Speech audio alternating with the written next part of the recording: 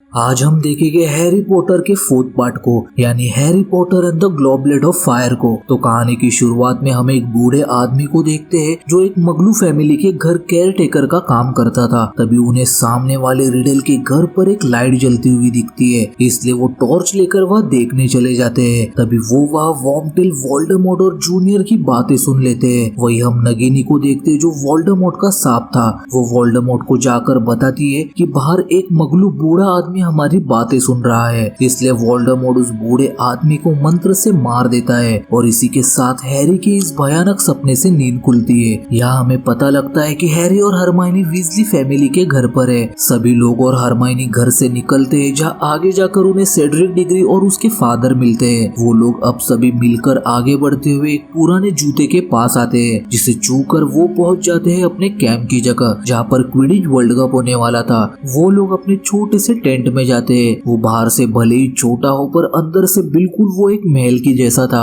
अब यहाँ Quidditch world cup शुरू होता है जो आयरलैंड और बल्गेरिया के बीच में था, जहाँ बल्गेरिया के खोजी विक्टर क्रम को खेलता देख रॉन विक्टर क्रम का फैन हो जाता है। सभी रॉन का टेंट में मजाक उड़ा रहे होते हैं। तभी बाहर के शोर से सभी बाहर आ जाते हैं क्योंकि वहाँ प्राण बख्शियों ने हमला कर दिया था। वहाँ मौजूद जूनियर आसमान में वोल्डेमॉर्ट का निशान बनाता है, जिसके बाद पार्टी क्राउच और कुछ लोग आकर वहाँ हैरी को पकड़ लेते हैं। पर तभी वहाँ मिस्टर वीजली आकर उन्हें बताते हैं कि ये हमारे साथ है। हैरी उन्हें बताता है कि मैंने किसी को देखा था ये निशान बनाते वक्त। सीन कट होकर हम हैरी, रॉन और हरमाइनी को हॉगवर्ट्स एक्सप्रेस में देखते हैं, जहाँ हैरी जो नाम की लड़की को पहले बार देखकर ही उसे पसंद करने लगता है। हरमाइनी हैरी को बताती है कि सीरियस को तुम्हें कल हुए हादसे के बारे में सब कुछ बता देना चाहिए, और हैरी सीरियस के लिए लेटर लिखकर हेडविग को सीरियस तक पहुंचाने के लिए कहता है। हॉगवर्ट्स में हेडमास्टर डंबलडोर सभी का स्वागत करते हुए उन सबको जादुई की त्रिकोणीय परीक्षा के बारे में बताते हैं। वो बताते हैं कि सुरक्षा को ध्यान में रखते हुए बस 17 साल से ऊपर वाले बच्चे इस प्रतियोगिता में हिस्सा ले सकते हैं। तभी वहाँ डंबलडोर अलास्टर मूडी, जो कि एक एक्स हॉरर और गुप्त कलाओं के रक्षा के नए प्रोफेसर का स्वागत करते हैं। डंबलडोर और पार्टी क्राउच बताते हैं कि जिसे भी हिस्सा लेना है वो इस आग के प्याले में अपना नाम डाल दे, पर एक बात याद रखे कि एक बार अगर आपका नाम आ गया तो आप पीछे नहीं हट सकते।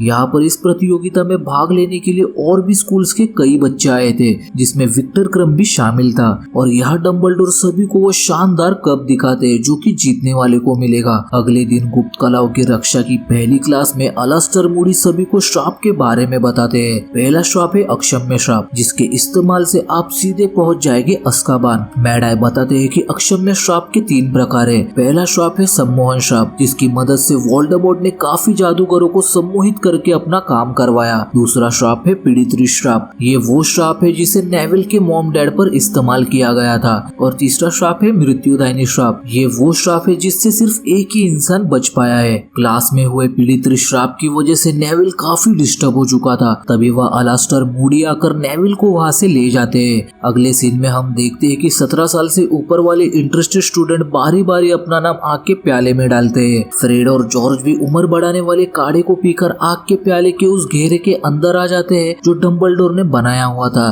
ताकि 17 साल से कम वाले बच्चे उस घेरे को पार ना कर सके। जैसे ही फ्रेड और जॉर्ज अपना नाम आग के प्याले में डालते हैं, आग के प्याले से लपटें निकलकर दोनों को घेरे से बाहर फेंक देती है, और अब दोनों की उम्र सच में बढ़ गई थी। अब वो वक्त आता है जहाँ डंबलडोर आग के प्याले से चुने गए चैंपियंस का नाम निकालते हैं, जहाँ बैबेटल से फ्लर, डम्स्ट्रांग से विक्टर क्रम और हॉगवर्ट्स से सेड्रिक डिग्री को चुना जाता है। तभी डंबलडोर देखते हैं कि आग के प्याले से एक और नाम निकल के आता है, जो था हैरी पॉटर का। दूसरी तरफ बाकी स्कूल के हेडमास्टर नाराज होते हैं कि एक स्कूल से 2 बच्चे कैसे हिस्सा ले सकते हैं, जिसमें एक सिर्फ 14 साल का बच्चा है। तभी पार्टी क्राउच कहते हैं कि अब हैरी पॉटर भी एक चैंपियन है और हमें आग के प्याले का फैसला मानना ही होगा। अब हॉगवर्ट्स के सारे प्रोफेसर्स परेशान हो जाते हैं क्योंकि इस प्रतियोगिता में हैरी की जान भी जा सकती है। हेडमास्टर डंबलडोर अलास्टर मूडी को हैरी पर निगाह रखने के लिए कहते हैं क्योंकि इस वक्त हैरी काफी डरा हुआ होगा। दूसरी तरफ रॉन हैरी पर गुस्सा होता है क्योंकि उसने उसे बिना बताए अपना नाम आग के प्याले में डाला। हालांकि हैरी रॉन को समझाता है कि उसने अपना नाम खुद आग के प्याले में नहीं डाला, पर रॉन उस पर विश्वास नहीं करता। अगले दिन न्यूज़पेपर की एडिटर सभी चैंपियंस का फोटो लेकर हैरी का इंटरव्यू लेती है। अब सीरियस का उल्लू हैरी के लिए लेटर लेकर आता है जिसमें लिखा था कि हैरी, मुझे तुम गरुड़ द्वार के कॉमन रूम में आकर आज रात 1 बजे मिलना। रात को 1 बजे जब हैरी कॉमन रूम जाता है तो उसे वहाँ न्यूज़पेपर मिलता है जिसमें उसके बारे में गलत सलत छपा हुआ था। इसलिए हैरी उस न्यूज़पेपर को आग में फेंक देता है और उसी आग में से सीरियस बाहर आकर हैरी से पूछता है कि जिस तीसरे आदमी को तुमने अपने सपने के बारे में बताया था वो कौन था। हैरी कहता है कि मैं उसे नहीं जानता। सीरियस उसे बताता है कि हॉगवर्ट्स अब बिल्कुल भी सेफ नहीं है। तभी वहाँ रॉन आने की वजह से सीरियस वहाँ से चले जाते हैं। अगले दिन हरमाइनी हैरी को आकर बताती है कि हैग्रिड तुम्हें ढूंढ रहा है। रात को जब हैरी हैग्रिड से मिलता है तो उसे पता चलता है कि उनका पहला मुकाबला ड्रैगन्स के साथ होगा। हैरी ये बात जाकर सेड्रिक डिग्री को बताता है कि ड्रैगन्स को हराना उनका पहला काम होगा। तभी वहाँ ड्रेको आकर हैरी को टॉन्ट मारते हुए उस पर पीछे से जादू करने जाता है। तभी वहाँ प्रोफेसर मूडी आकर ड्रेको को एक नेवले में तब्दील कर देते हैं। तभी वहाँ प्रोफेसर मैगोनिकल भी आकर ड्रेको को ठीक करके मूडी को बताती है कि हम कभी भी विद्यार्थियों को जानवर में तब्दील नहीं करते। प्रोफेसर मूडी हैरी को अपने ऑफिस लाकर प्रतियोगिता के लिए उसकी मदद करते हैं। क्योंकि हैरी उड़ने में बढ़िया है इसलिए मूडी हैरी को प्रतियोगिता में अपने झाड़ू को इस्तेमाल करने के लिए कहते हैं। अब वो दिन आ जाता है जब चैंपियंस का मुकाबला ड्रैगन से होने वाला था। जब सभी चैंपियन स्टेज में वेट कर रहे होते हैं तभी हरमाइनी वहाँ हैरी से मिलने आती है। उसी वक्त वहाँ न्यूज़पेपर की एडिटर आकर उन दोनों का फोटो खींचती है। हालांकि विक्टर क्रम्प उसे टेंट से बाहर जाने के लिए कहता है क्योंकि ये टेंट चैंपियंस का और उनके दोस्तों का है। तभी वहाँ पार्टी क्राउच, डम्बलडोर और बाकी सारे स्कूल्स के हेडमास्टर्स वहाँ आ जाते हैं और सभी चैंपियंस के हाथ में ड्रैगन्स के छोटे रूप को देते हैं ताकि उन्हें पता चले कि उन्हें किस ड्रैगन से लड़ना होगा। और उन्हें बताते हैं कि ड्रैगन्स का काम है उनके सुनहरे अंडे की रक्षा और आपका काम है उस अंडे को लाना क्योंकि उसी अंडे के अंदर नेक्स्ट राउंड का सुराग छिपा हुआ है। सभी के चांस के बाद अब बारी थी हैरी की, जिसे सामना करना था सबसे खतरनाक ड्रैगन हंगेरियन हॉन्टेल का।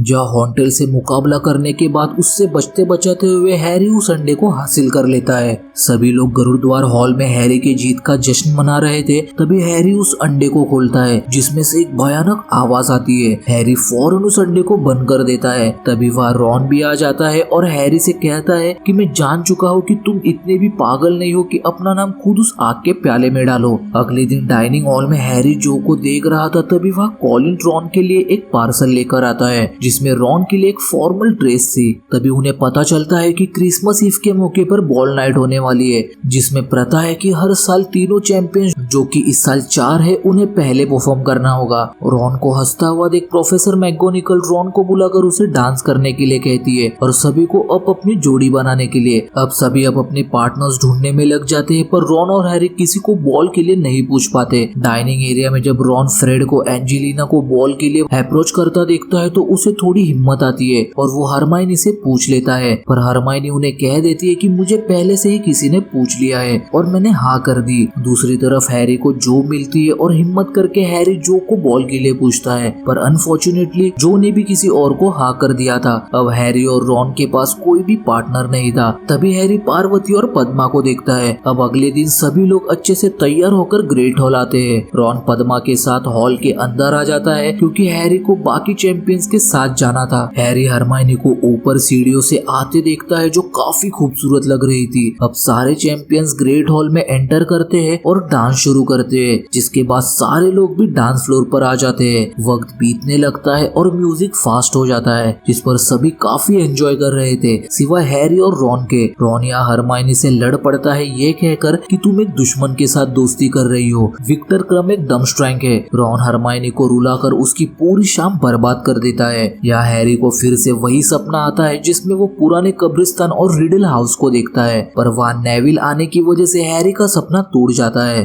दूसरी तरफ हम हरमाइनी और हैरी को देखते हैं जहाँ वो हैरी से कहती है कि प्रतियोगिता के लिए बस 2 ही दिन बचे हैं और उसने अभी तक अंडे के अंदर का सुराग नहीं ढूंढा है। तभी वहाँ सेड्रिक आकर हैरी को सुराग ढूंढने में हेल्प करता है। वो कहता है कि ऊपर वाली मंजिल के बाथरूम में जाओ और गर्म पानी में बैठकर सोचते रहो। हैरी बाथरूम में आकर नहाते हुए उस अंडे को खोलता है पर फिर से एक बार उसमें से भयानक चीख निकलती है। तभी वहाँ मायूस मीना आकर हैरी को बताती है कि अगर वो हैरी की जगह होती तो वो उस अंडे को पानी के अंदर खोलती, क्योंकि सेड्रिक ने भी यही किया था। हैरी बिल्कुल ऐसा ही करता है और उसे सुराग मिल जाता है। वो सुराग ये था कि काली झील में से 1 घंटे में उसे उस चीज को बाहर लाना है जो उसे सबसे प्यारी है। पर हैरी को चिंता इस बात की थी कि 1 घंटे तक पानी के अंदर सांस कैसी रोकी जाए। तभी वह प्रोफेसर मूडी रॉन और हरमाइनी को वहाँ से ले जाते हैं और नेविल को हैरी की मदद करने के लिए कहते हैं। जहाँ बातों ही बातों में नेविल हैरी को गिलफिड पौधे के बारे में बताता है जो उसे पानी में देर तक सांस लेने में मदद कर सकता है। अगले दिन प्रतियोगिता शुरू होने वाली थी और नेविल हैरी को गिलफिड पौधे के पत्ते दे देता है, पर हैरी रॉन और हरमाइनी को ढूंढ रहा होता है। सभी चैंपियंस झील के पास आकर इकट्ठा हो जाते हैं और हैरी जल्दी से गिलफिड पौधे को खा लेता है, जिसके बाद मूडी हैरी को पानी में धक्का दे देते हैं। पानी के अंदर जाते ही गिलफिड पौधे ने अपना काम करना शुरू कर दिया था। उस पौधे की मदद से अब हैरी अच्छे से पानी में सांस ले सकता था।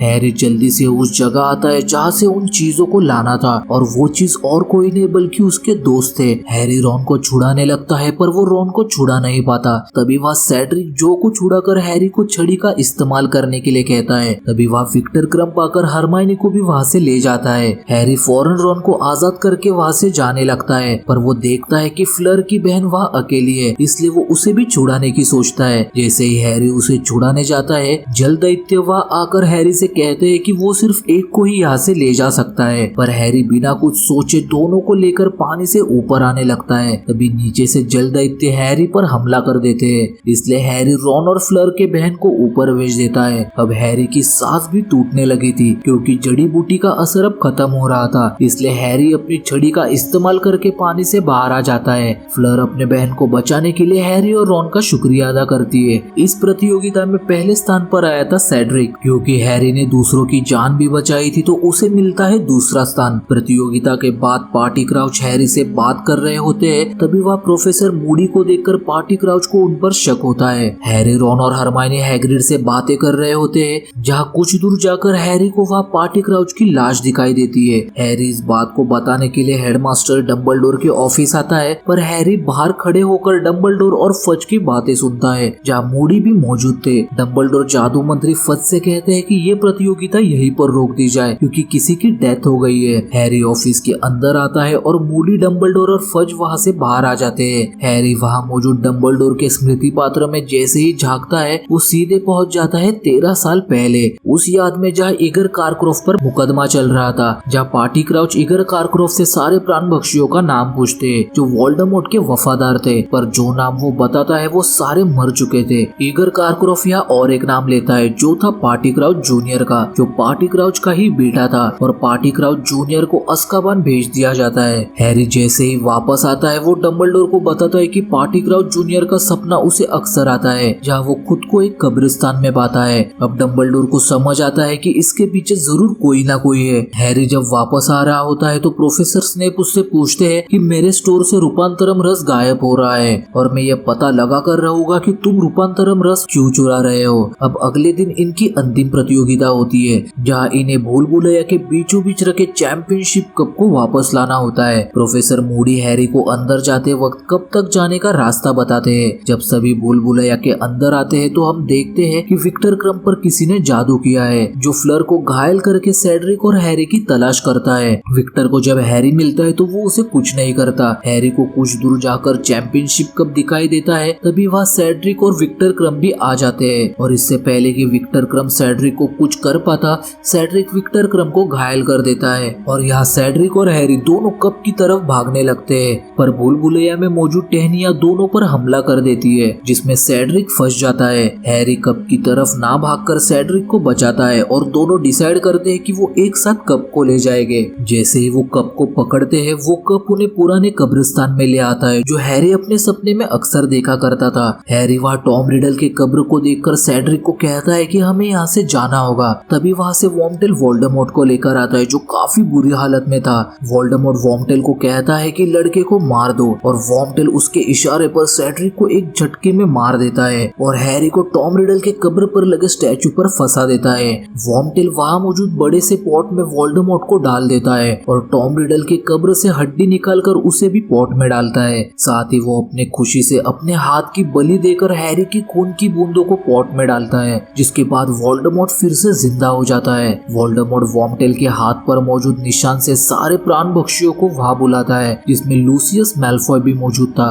वोल्डेमॉर्ट जैसे ही सेड्रिक के पास जाता है, हैरी चिल्लाता है कि उसे छूना मत, जिसके बाद वोल्डेमॉर्ट की नजर हैरी पर जाती है। वोल्डेमॉर्ट हैरी को बताता है कि कैसे हैरी की माँ की कुर्बानी से हैरी के चारों तरफ सुरक्षा कवच बन गया, जिस वजह से वोल्डेमॉर्ट ने अपनी सारी शक्तियां खो दी। क्योंकि वोल्डेमॉर्ट में भी अब हैरी का ही खून था, तो वो हैरी को छूकर उसे तकलीफ देता है। वोल्डेमॉर्ट हैरी को आजाद करके उस पर पीड़ित श्राप का इस्तेमाल करके उसे काफी तकलीफ देने लगता है, और इससे पहले कि वो दूसरा मंत्र मारता, हैरी जाकर छिप जाता है। वोल्डेमॉर्ट की बातें सुनकर हैरी हिम्मत करके वोल्डेमॉर्ट का सामना करता है। दोनों की छड़ी जब एक दूसरे से टकराती है तो वहाँ सेड्रिक और हैरी के माता पिता की आत्मा आ जाती है। सेड्रिक की आत्मा हैरी से कहती है कि मुझे अपने साथ ले जाकर मुझे मेरे पिता को सौंप देना, और हैरी की मॉम कहती है कि मंत्र को तोड़कर जल्दी से यहाँ से चले जाओ। हैरी फौरन मंत्रों को तोड़कर सेड्रिक के पास आकर कप को अपनी तरफ खींचता है, और अब दोनों वापस आ जाते हैं। हैरी को रोता देख सभी समझ जाते हैं कि सेड्रिक मर चुका है। हैरी बताता है कि वोल्डेमॉर्ट वापस आ गया है। प्रोफेसर मूडी हैरी को लेकर अपने ऑफिस आते हैं और उससे पूछते हैं कि वहाँ क्या हुआ, कब्रिस्तान में और कौन कौन था।